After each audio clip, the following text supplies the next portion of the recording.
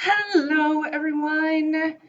So, today we are going to continue our march through the Industrial Revolution.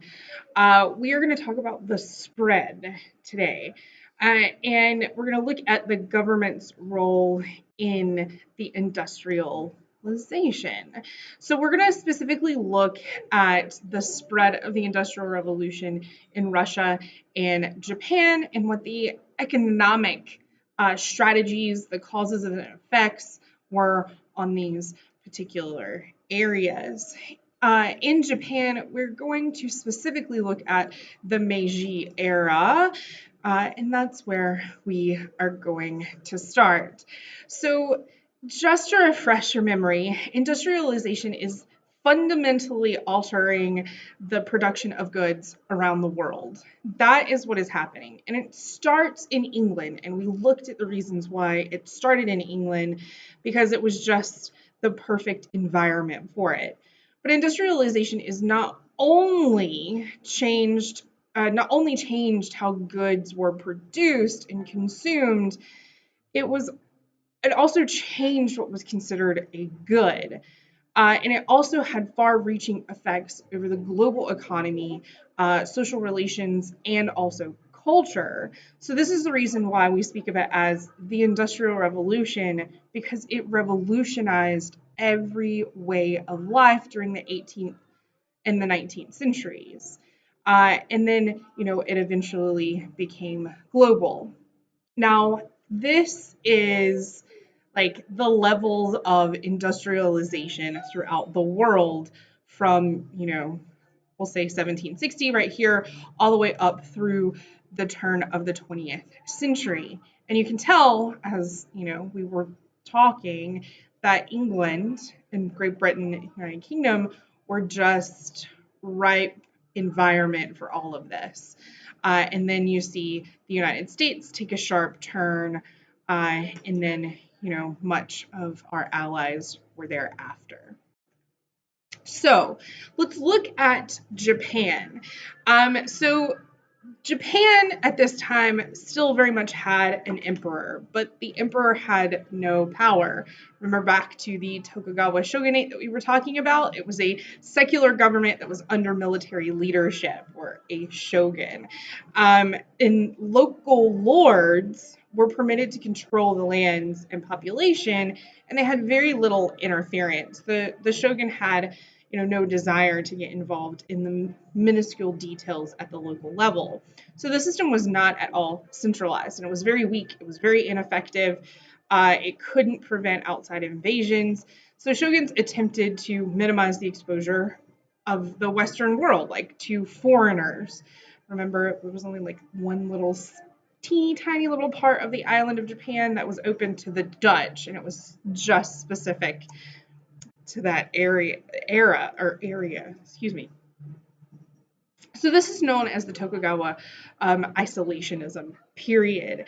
They executed all native Christians and had expelled all the other foreigners by the early 1600s. It only retained that tiny little piece for Dutch trading. And with the arrival of Matthew Perry, he was an American. Remember, this should sound all familiar.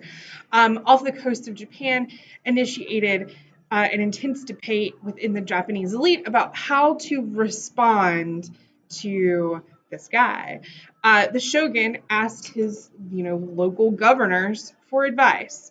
One hand, they had avoided, the negative interactions with Europeans, but on the other hand, they were stagnant. Their economy, their way of life had not grown. It hadn't changed. It hadn't progressed into a new era. So this is printings of interactions with Matthew Perry. So in 1853, Matthew Perry had arrived off the coast of Japan and demanded that Japan open its ports to trade and allow American ships to refuel and take on supplies. It promised to return a year later to receive the Japanese answer, and this demand sparked a crisis in the shogunate. half of them wanted to fight and the other half wanted to give in. They wanted to build Japan up. They wanted to bring Japan into the industrial era. So they advocated capitulation due to China's defeat in the Opium Wars. Like, we know that China was, swiftly given the business by Great Britain because they got everybody addicted to opium. So in 1854, Japan signed the Treaty of Kanagawa. Sorry, my dog is over there sniffing. So this was modeled after an unequal treaties between China and the Western world. So Japan ended up giving in.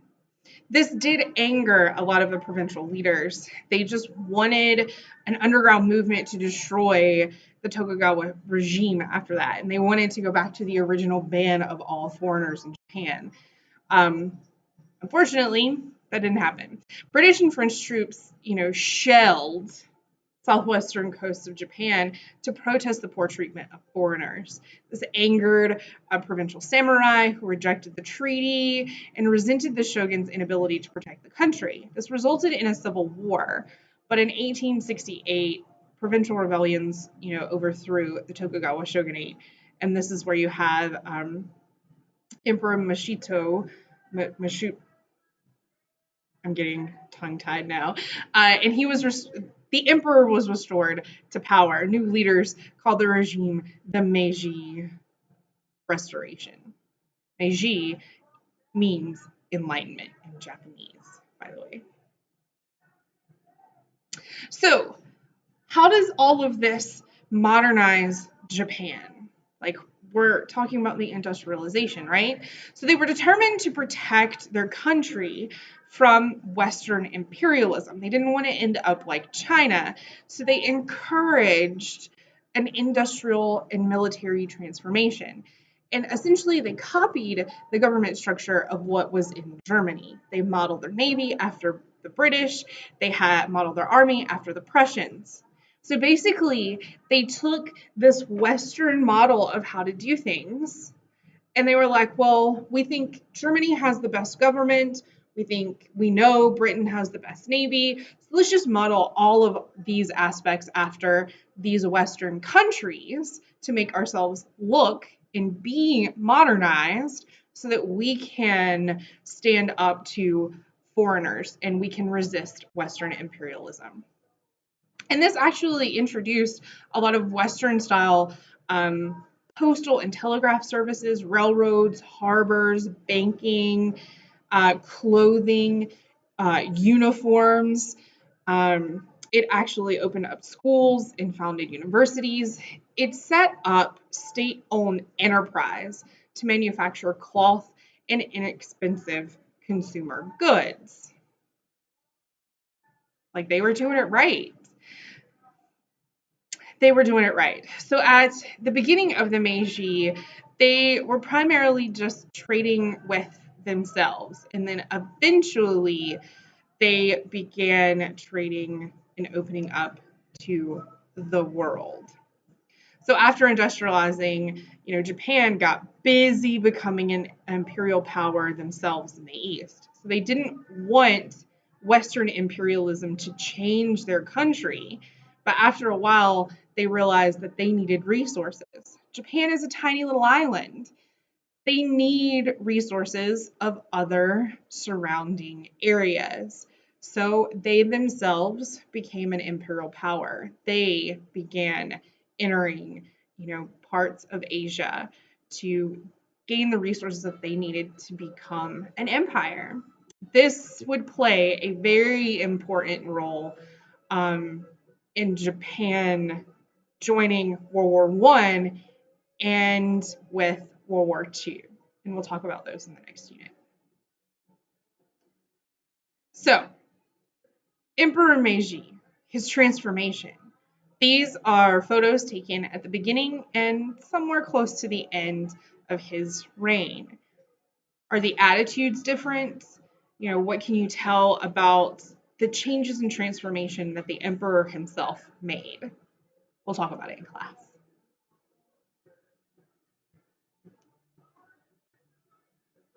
We'll talk about all of these in class. All right, so let's talk about industrializing in the Ottoman Empire for a second. So, like China, they were a highly successful civilization, and they felt that they had nothing to learn from outsiders, these infidels or barbarians. They were a close neighbor to Europe, unlike China, and their encounter with the West was less abrupt, right? They couldn't just cut them off. So neither China nor the Ottomans fell under direct colonial rule, but they were diminished as the changing balance of global power took place. Once Europe started to become a sea-based empires, there was no need to go through the Ottoman Empire, go through the Middle East into China. So a lot of the money, a lot of the trading that was taking place on the land wasn't there anymore. So they needed to change. Both China and the Ottomans launched aggressive efforts at defensive modernization, and both wanted to preserve their independence in both societies. Some people held tightly to those old identities and values. In the 1750, the Ottoman Empire was still the central political fixture of the vast Islamic world. The ruler was a sultan. He claimed the role of caliph, which is the successor of the Prophet Muhammad. But by the mid to end of the 19th century, they no longer were seen as equals with Europe, and they were referred to as the sick man of Europe. They were weakening, they were losing their grip on the lands that they controlled during this time. And you start to see this vast Ottoman Empire start to shrink and start to have internal conflicts. And this could not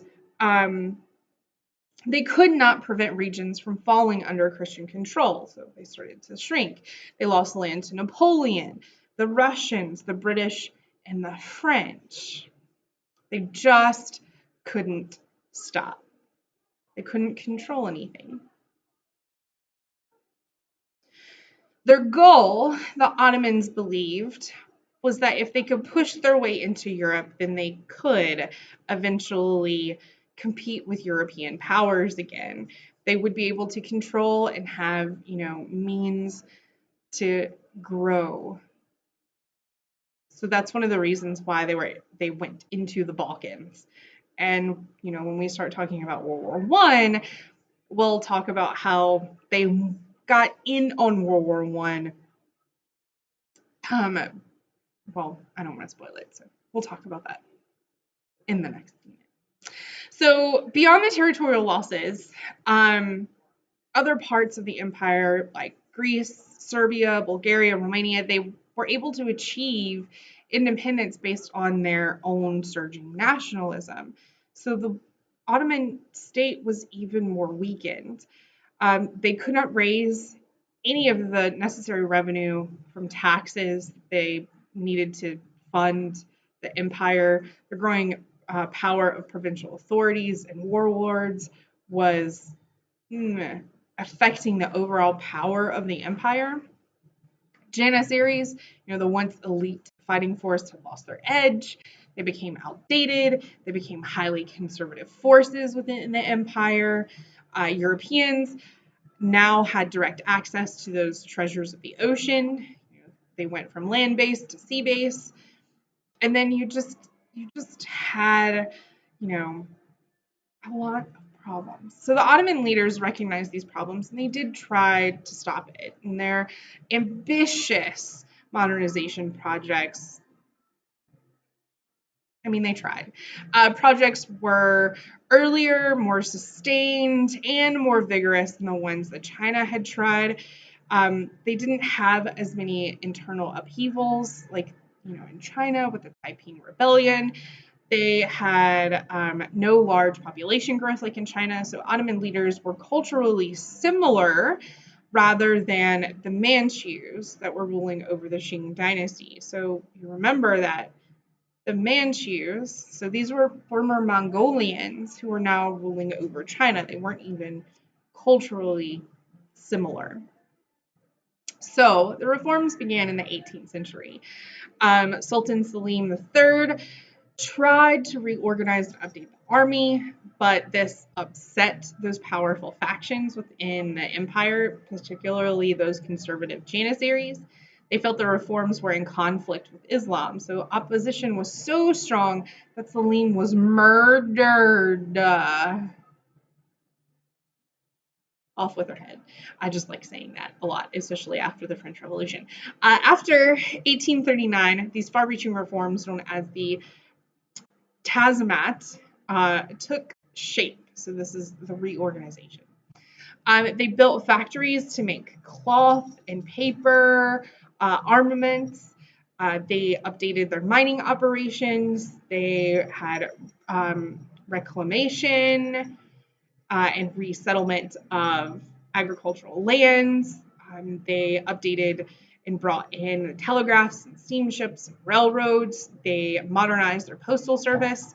And they, for the most part, had a Western style law code system, courts, and also schools, which was a departure from their tradition. This westernization, especially of their laws and their schools, was upsetting to many that thought that they were abandoning Islam. So, under the new codes of law, it gave non Muslims equal rights, which was kind of a no-no. The government and education became more secular. Women received some rights. The Tazimat actually favored women's rights as a way of modernizing and strengthening, which makes sense to me. Maybe not to a lot of people, but I mean, it makes sense to me. So secular European-inspired reforms were moving away from those Islamic traditions, which did upset a lot of people. So this is the ushering in of what's called the Young Turks. So this rise of a new class in the Ottoman Empire, these lower level officials, military officers, writers, poets, journalists, with a modern Western style education emerged. And they were called the Young Ottomans or Young Turks. And they sought changes in the political system. They actually wanted the Ottoman Empire to be more democratic, have a constitution, to be more European. They argued that Muslim society should embrace the Western technical and scientific knowledge while rejecting its materialism. They actually said that rejecting the materialism, but updating and bringing back all of this scientific knowledge that Europeans had taken from, the Arabs and the Turks before, actually was, promoting those Islamic ideals. So they could do it. This was Islamic modernism. That's what they were calling it. They felt Islam could embrace this modernity without sacrificing the Islamic religious character. A despotic backwards sultan soon spurred the creation of the Young Turks. So the Young Turks, again, were just this military and civilian elites. They advocated for a secular public life and committed to modernizing along European lines.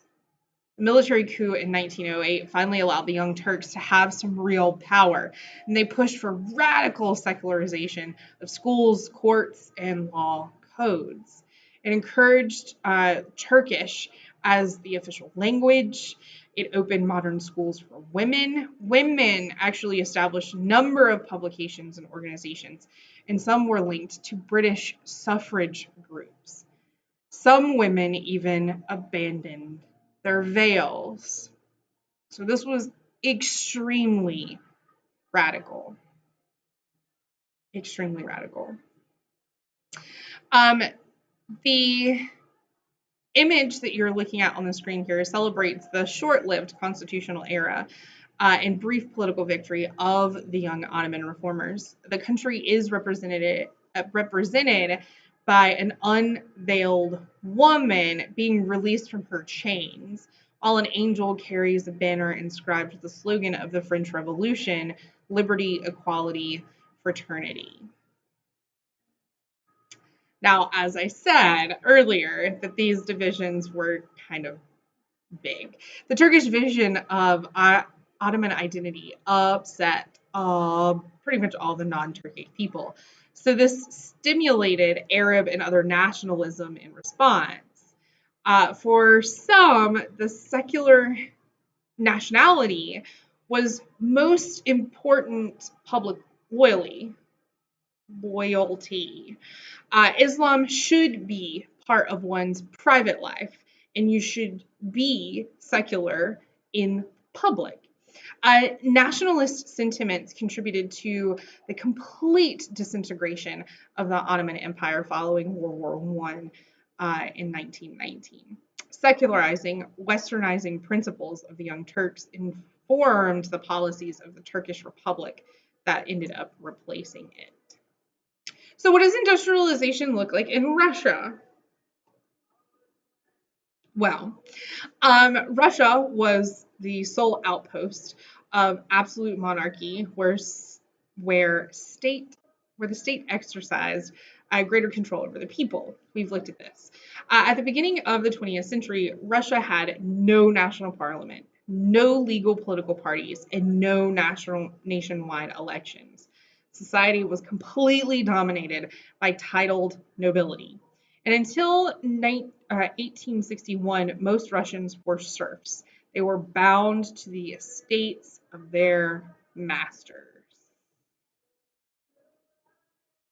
Ugh, terrible life. So the source of change in Europe and the US was from the society of free farmers, workers, and businessmen who wanted new opportunities. The source of change in Russia was initiated by the state itself. It was from the reign of Peter the Great. The state directed the change, and it continued in the 19th century with freeing the serfs in 1861. And serfdom was very much incompatible with a modern civilization, and that was believed to be holding the country back in its development. So in the 1860s, that's when they began the industrial development, and it was more heavily directed by the state than in the West. Peter the Great actually forced these changes on Russia. They focused on railroads and heavy industry that was fueled by foreign investment. And by 1900, Russia was the fourth in the world steel production. Fourth.